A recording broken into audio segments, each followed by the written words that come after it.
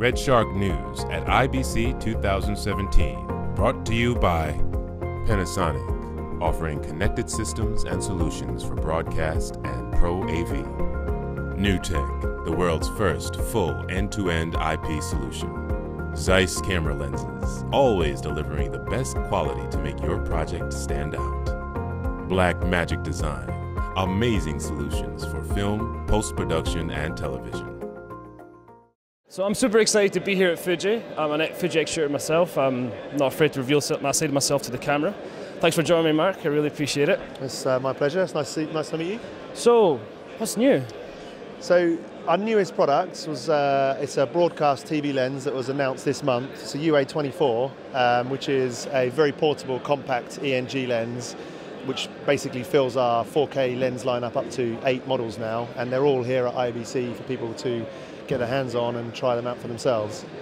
What's the response been for those lenses? It's been very good. I mean, we've had an incredibly busy show, and yeah, people are very interested. The thing about this lens is because one of the main selling points is that it's very small, very compact. That's obviously, people want to get their hands on it, don't they? You don't just want to see a sample video, you want to actually try it out. So yeah, it's been very, very popular.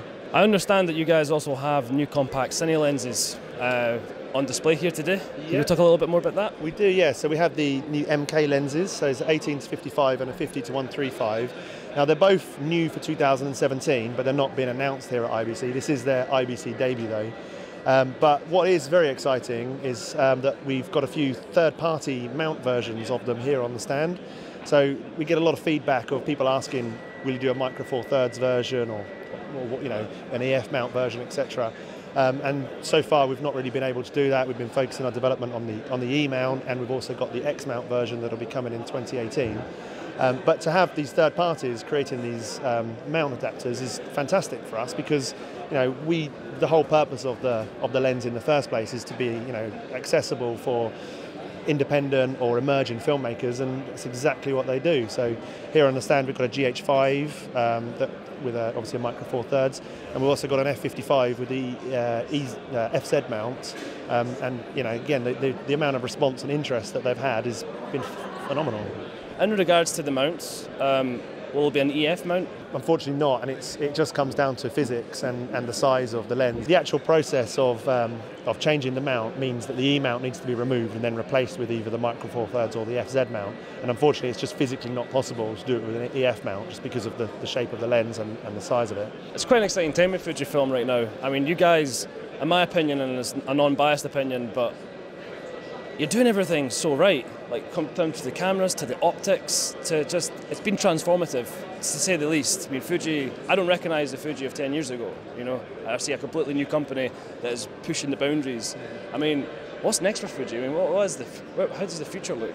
Well, I mean, even though you may have not seen us for the last 10 years, we've certainly been here. Our TV lenses and our higher end of the PL mount cine lenses.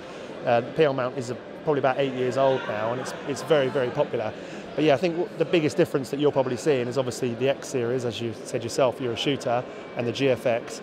And now obviously these MK lenses, which are, it basically opens them up to a completely whole different audience. It's not just the rental houses or the production companies that are using the Fujinon Cine Glass. Now they're accessible for, lower end, lower budget production.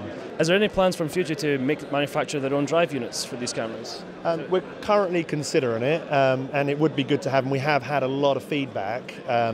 So it's something that I can't comment because there isn't an actual official word yet. I know that we're looking into it. However, again, similar to the mount adapters, there are some third-party drive units available, and again, we have them here on the stand, and people are finding it very interesting, because a lot of people, again, the feedback that we've had is that the MK lens is a perfect ENG lens, and it weighs less than a kilogram, so it's got what they want. They also want to have the drive unit for the shoulder carrying. So for our viewers back home, if we have to find out any more information, where can we find that?